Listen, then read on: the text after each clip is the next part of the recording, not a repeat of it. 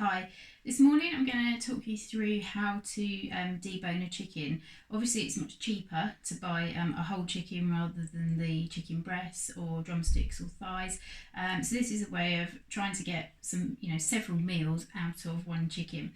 There might be people at home already that know how to do this, but I just thought I would go through it. There are a couple of ways of doing it, but I'm going to debone the chicken so that we get 2 breasts, 2 drumsticks, 2 thighs and 2 wings as well.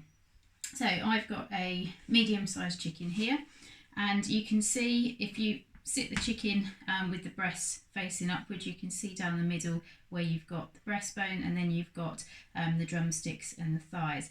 So what I'm going to do first of all is I'm going to just sort of open out the chicken a little bit. So spread the drumsticks out and the wings so you can see where you're going to be cutting. Ideally you should be using a boning knife for this, which is a thinner bladed knife. It's quite solid and it's not flexible at all.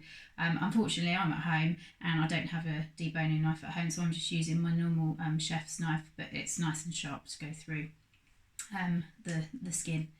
So I'll start with removing the drumsticks. So when you open the chicken out, you can see here there's kind of a natural break between the breast and the drumstick. So take your knife, and when you're doing this, it's just kind of gentle strokes. So take the knife and just pierce through the skin first of all. When you've done that, you can then quite clearly see the divide between the drumstick and where the breast is. So this is your breast and this is where your thigh and then your drumstick is.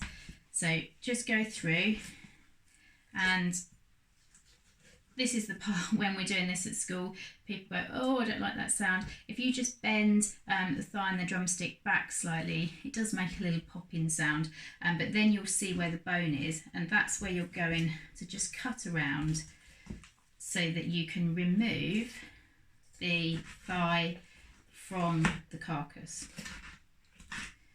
So when you've done that, that's your thigh, this bit here, and then that's your drumstick there. So I've just got a tray, I'm just going to place them on the tray, and then you do the same with the other side. So I've just chopped through again, I've just bent the thigh back, and you can see again you get that divide and just cut through around the bone. So naturally you'll see a break where you can take your knife through and then just cut through there.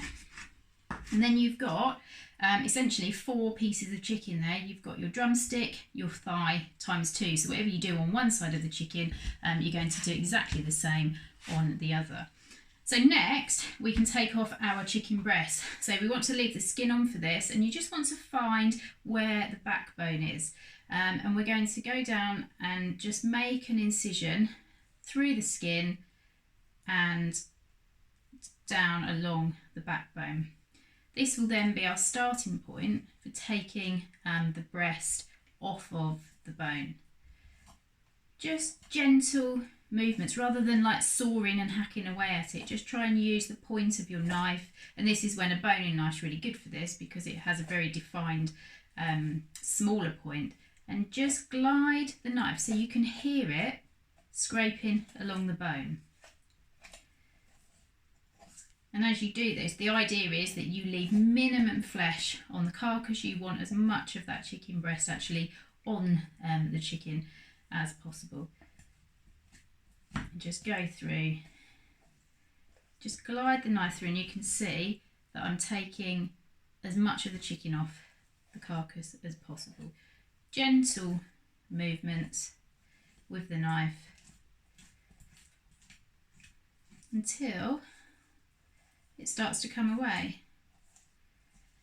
There we go. Then you'll naturally get to the point at the bottom where you've got the bone. Obviously for the chicken breast we don't want to have that, so we'll cut round that.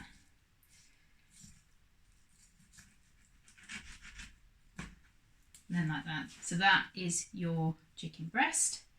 So on your chicken breast you've always got what we call the chicken fillet as well, so that's the bit underneath. So if we were making something like chicken Kiev, we could stuff our garlic butter under there and fold the fillet over. So that's one chicken breast, and then you're going to do exactly the same with the other. So 2 chicken breasts, 2 thighs, 2 drumsticks, so that's 6 portions at the moment. And then lastly, we've got our wings. These are always great thrown into a nice hot oven in a roasting tray with some like sesame oil, something like that, to crisp them up nicely. So we can take the wings off. Now you can see, if you just bend the wing around a little bit, you'll see this like ball and socket joint. That's where you need to try and cut around just as best you can. Just go through that, trim off the skin, and then you've got your chicken wings. Now some people prefer to cut the tip of the wing off. You can do that. You can just go through the bone there, she says, to trim that off, and then you've got your chicken wing. Again, wherever you do one side, do the other. And then that's your 8 portions of chicken, and there's minimal flesh left on this chicken carcass. What you can do with that is to make a nice stock. Put it in a nice big saucepan, cover it with water, some black peppercorns, bay leaf. You could put some carrots, onions, celery in there. Bring it to the boil, let it simmer for about an hour, and then you've got a nice homemade chicken stock, which would also freeze really well. So if we're trying to think about making our food go as far as possible, you've got 2 chicken breasts, 2 thighs, 2 drumsticks, 2 wings, and potentially your own homemade stock as well, all from a chicken which you could probably pick up for around £5 in the supermarkets, compared to